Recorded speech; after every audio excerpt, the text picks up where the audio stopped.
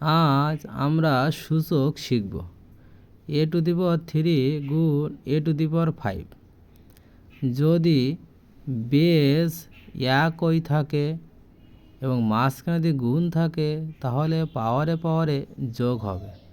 তাহলে A to the power 3 plus 5 সমান এ to the পাওয়ার 8।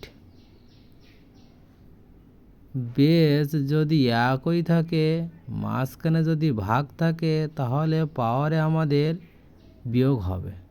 তাহলে A to the power 3 minus 5 সমান এ টু দি পাওয়ার মাইনাস 2।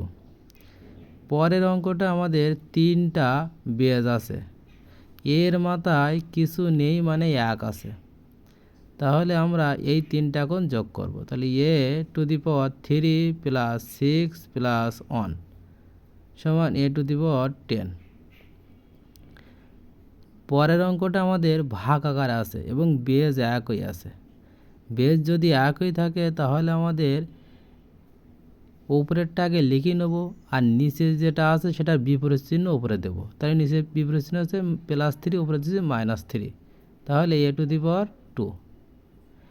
যদি আমাদের পাওয়ারের মাথায় পাওয়ার থাকে, পাওয়ারের মাথায় যদি পাওয়ার থাকে তাহলে আমরা পাওয়ারে পাওয়ারে গুণ করব। তাহলে এ টু দি পাওয়ার 3 × 5 = 15।